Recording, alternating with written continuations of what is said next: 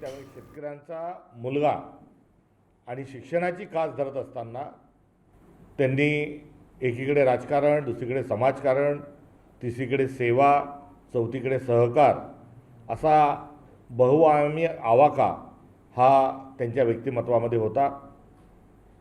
सर्व महाराष्ट्रामध्ये राजकीय देखील फार मोठी एक भरगच्च अशा स्वरूपाची कारकीर्द त्यांची राहिली, भरीव स्वरूपाचं योगदान त्यांचं राहिलं।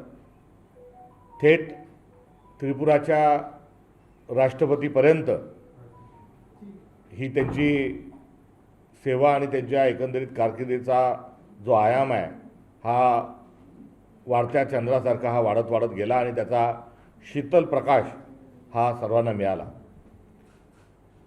3 ऑटोनॉमस विद्यापीठ, अनेक संस्था, अनेक महाविद्यालय, अभियांत्रिकी असतील, वैद्यकीय असतील, इतरही शैक्षणिक जे असतील ते उपक्रम हे त्यांच्या समर्थ अशा स्वरूपाच्या योगदानाच्या माध्यमातून, कर्तृत्वाच्या माध्यमातून, नेतृत्वाच्या माध्यमातून उभे राहिले। अशा दिवंगत डी वाय पाटील साहेबांना काँग्रेस पक्षाच्या वतीनं आम्ही विनम्र अभिवादन या ठिकाणी करत आहोत आणि काँग्रेस पक्षाच्या वतीनं 3 दिवसाचा दुखवटा देखील हा काँग्रेस पक्ष पाळणार आहे, हे देखील या निमित्तानं आम्ही जाहीर करत आहोत। उद्या त्यांच्या अंत्ययात्रेला देखील काँग्रेसचे कार्यकर्ते आणि नेते हे उपस्थित राहणार आहे। अशा डी वाय पाटील साहेबांना आम्ही विनम्र अभिवादन करतो।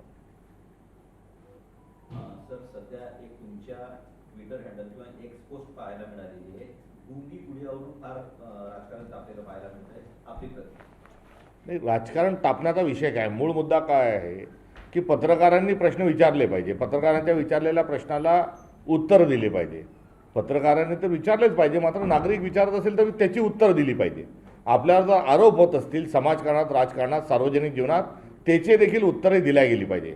मात्र आपण बघितलं की ज्या पत्रकार परिषदेच्या अनुषंगानं काँग्रेस पक्षानं जी ट्विट आम्ही जे केलं त्यामध्ये पत्रकार प्रश्न विचारतात आहे आणि एक ज्यांच्यावर गुंडागर्दीचे अनेक आरोप आहे, एक लोकप्रतिनिधीच्या ऐवजी एक गुंड म्हणून त्यांचं व्यक्तिमत्व महाराष्ट्रापुढे आलेलं आहे, अशा प्रवृत्तीची एक ओळख असणारा, एक परसेप्शन असणारा, एक कीर्ती त्यांची असणारा, अपकीर्ती असणारा जो व्यक्ती आहे तो पत्रकारांना एकेरीमध्ये चुप्प बसवत आहे आणि अशा वेळेस ज्या उपमुख्यमंत्री आहे ह्या एक शब्द देखील बोलत नाही आहेत।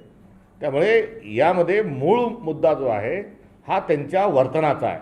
जर उपमुख्यमंत्री पदावरची व्यक्ती जर पत्रकारांचे प्रश्न घेत नाही आणि उपमुख्यमंत्री पदावरील व्यक्ती एक आमदाराला ज्यांच्या प्रतिमेच्या अनुषंगाने आधीच सांगितलं त्यांना त्यांच्याकरवी पत्रकारांना चूप बसवतात, हे लोकशाहीला आणि एकंदरीत समाज जीवनाला अशोभनीय आहे।